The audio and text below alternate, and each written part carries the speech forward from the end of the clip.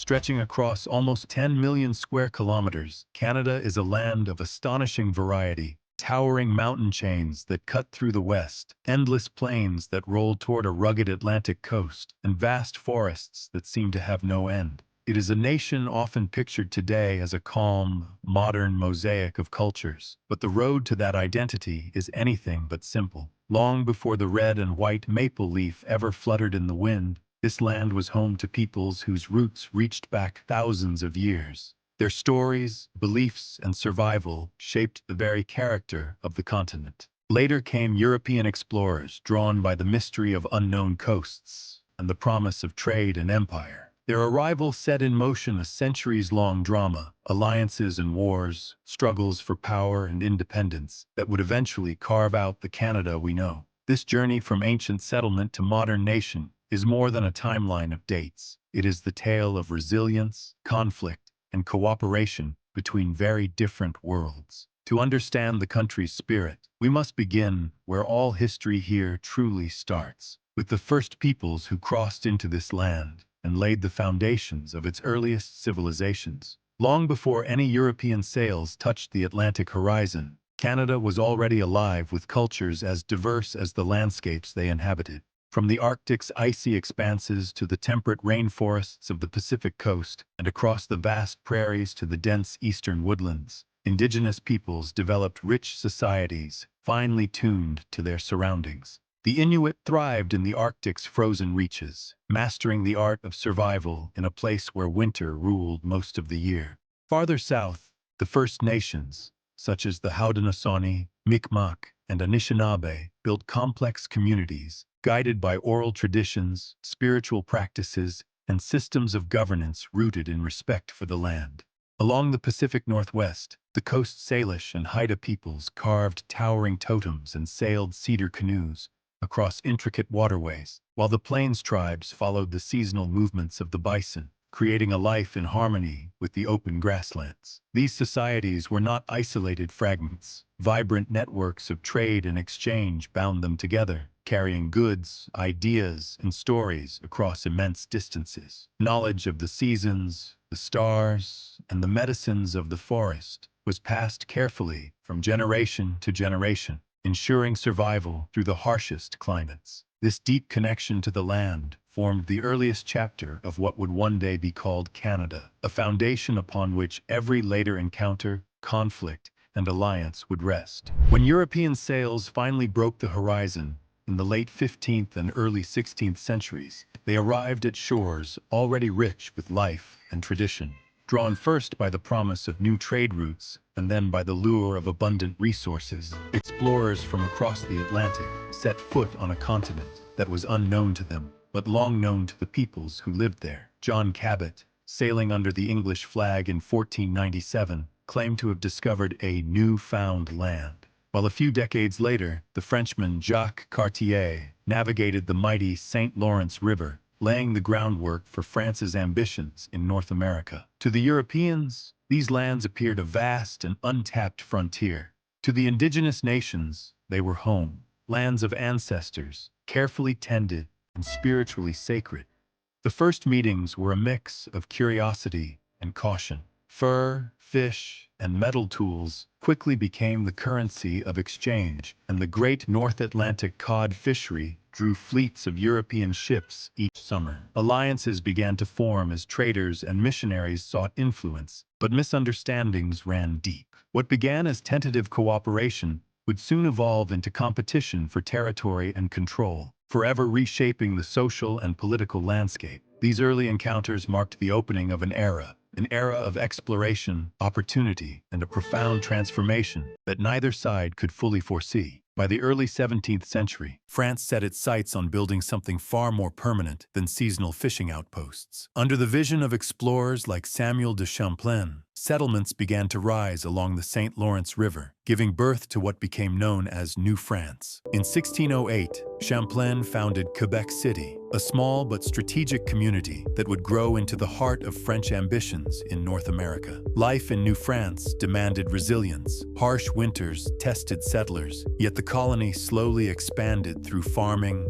fur trading, and alliances with indigenous nations. The fur trade, in particular, became the economic lifeblood of the colony. French traders, voyageurs, and coureurs de bois ventured deep into the wilderness, forging relationships with indigenous partners who provided the prized beaver pelts sought by European markets. Religion and culture flourished alongside commerce. Catholic missionaries, especially the Jesuits, spread Christianity and documented the languages and customs of the people they encountered. French laws, language, and traditions began to shape a distinct identity, even as the colony remained tied to the politics and fortunes of the mother country. Yet New France was not alone on the continent. To the south and east, English colonies were growing rapidly. The stage was set for rivalry, a contest for land, trade, and influence that would soon draw Europe's conflicts across the Atlantic. As the 18th century advanced, New France faced a formidable rival. To the south and along the Atlantic coast, Britain's colonies multiplied in number and population, their economies fueled by trade and a constant flow of settlers. Tensions between the two empires, old foes in Europe, spilled onto the North American stage, where alliances with indigenous nations and control of the lucrative fur trade became critical advantages. Skirmishes along the frontier grew into a wider struggle known as the 7 Years' War, 1756 to 1763. In North America, this conflict is often called the French and Indian War, reflecting the crucial alliances that both sides forged with indigenous peoples. For years, French and British forces clashed across forests and waterways, while native nations, seeking to defend their homelands and interests, played a decisive role in shaping the balance of power.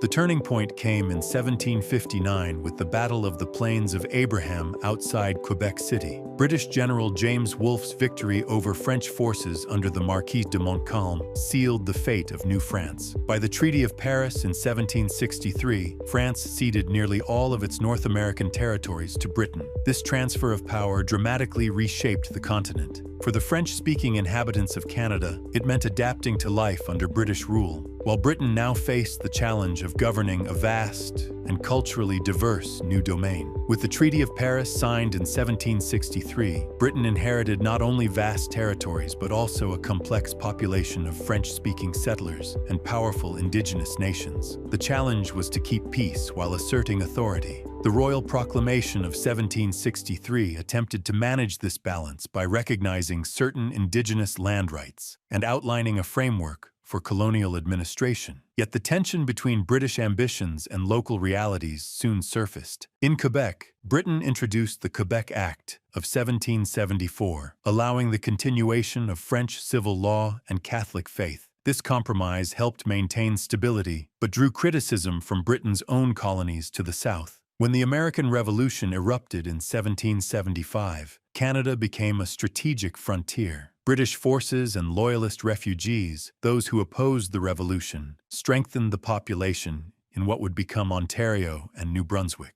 Over the following decades, waves of immigration and gradual economic growth transformed the colonies. Trade expanded through the St. Lawrence and the Atlantic, while railways began to knit distant regions together. Yet political unrest simmered, particularly during the 1837 to 1838 rebellions in Upper and Lower Canada, which pushed Britain toward reform. By the mid-19th century, the idea of uniting these diverse colonies gained momentum.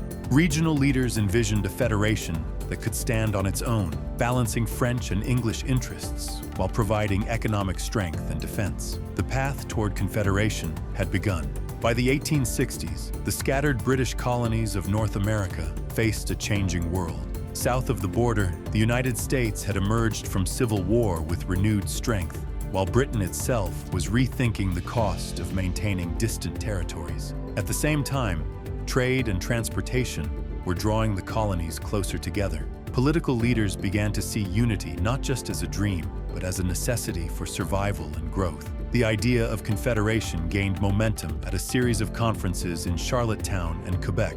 There, representatives from Canada, then divided into Upper and Lower Canada, New Brunswick and Nova Scotia, debated how to balance regional autonomy with a strong central government. After months of negotiation and careful compromise, especially over language rights and the balance between French and English communities, the British North America Act was passed in London. On July 1, 1867, the Dominion of Canada was born, uniting Ontario, Quebec, New Brunswick, and Nova Scotia under a single federal framework. Over the following decades, other regions, including Manitoba, British Columbia, and Prince Edward Island, joined the young nation. Confederation did not end every challenge. Indigenous nations were largely excluded from these discussions, and their rights were often ignored. Yet Canada's creation marked a defining moment, the start of a country striving to forge its own identity while maintaining ties to Britain. In the decades following Confederation, Canada turned its gaze westward. The promise of vast resources and fertile land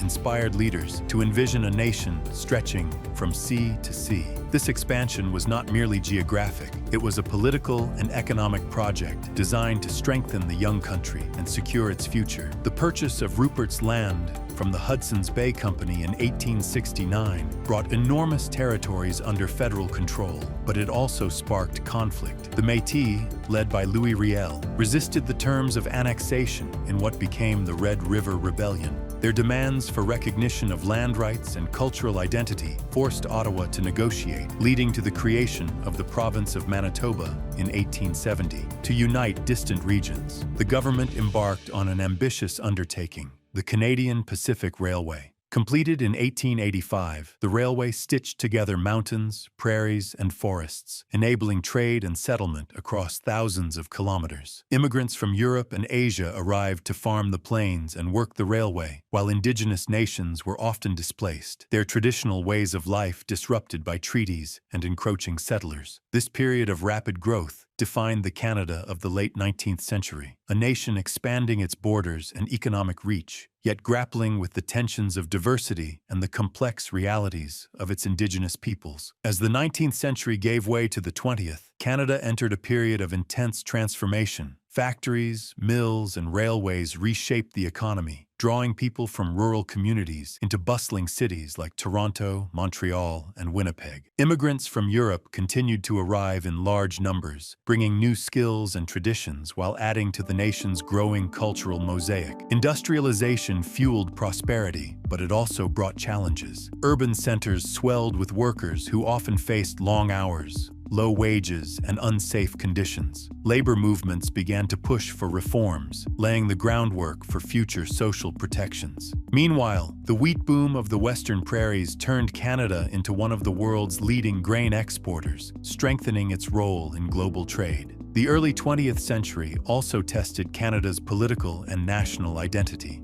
When Britain entered World War I in 1914, Canada followed, sending hundreds of thousands of soldiers overseas. The war forged a sense of sacrifice and pride, but it also exposed divisions, particularly between English and French Canadians over conscription.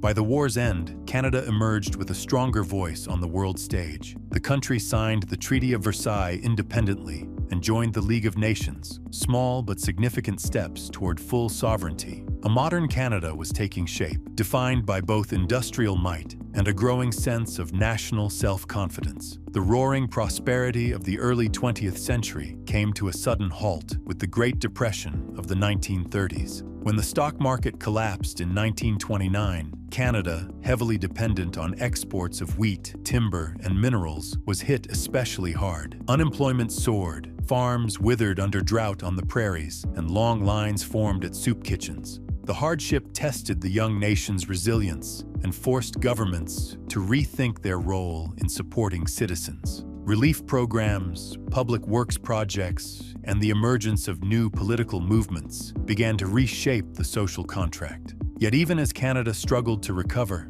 another global crisis loomed. When Germany invaded Poland in 1939, Canada made a historic decision. For the first time, it declared war independently of Britain. More than 1 million Canadians served in uniform during World War II, fighting in Europe, North Africa, and the Atlantic. The country's factories became engines of war production, building ships, planes, and munitions that fueled the Allied effort. The sacrifices were immense, but the war accelerated Canada's transformation. Women entered the workforce in unprecedented numbers, and the economy emerged stronger than before. On the world stage, Canada gained a reputation as a reliable ally and peacekeeper. By 1945, the country had proven that it was no longer merely a dominion of Britain. It was an independent nation with a distinct and confident voice. The years after 1945 ushered in an era of remarkable growth and transformation for Canada. Returning soldiers found a country eager to rebuild and reinvent itself.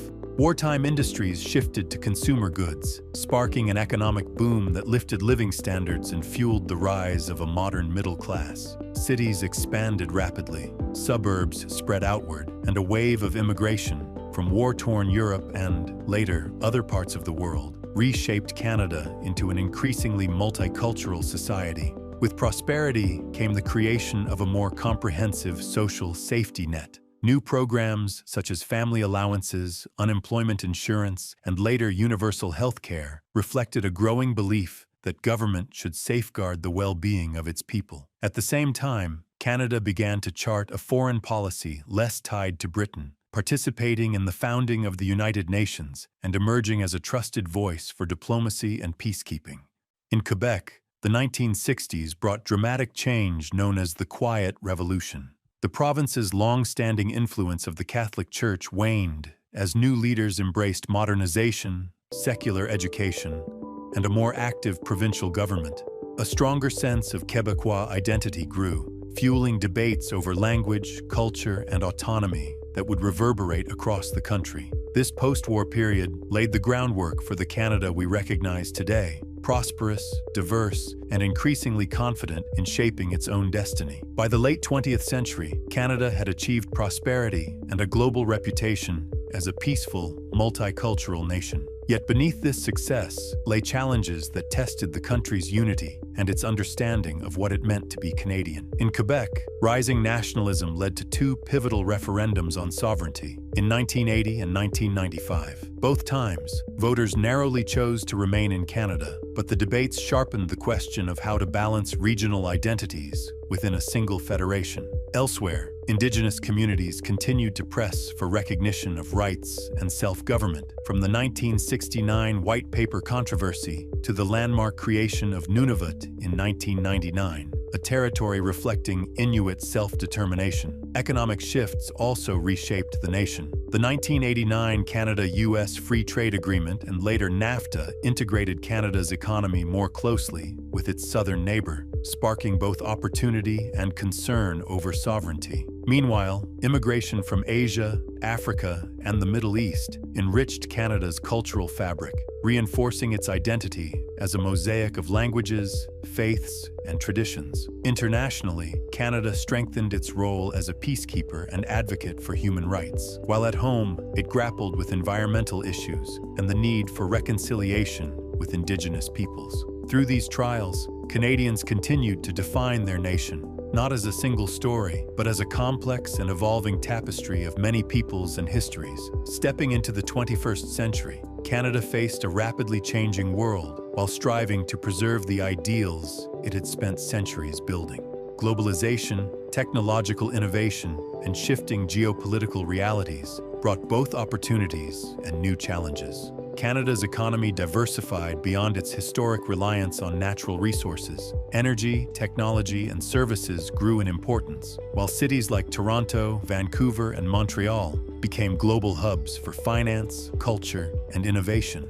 Immigration remained central to national growth, making Canada one of the most diverse countries on Earth and reinforcing its image as a multicultural society where many cultures thrive side by side.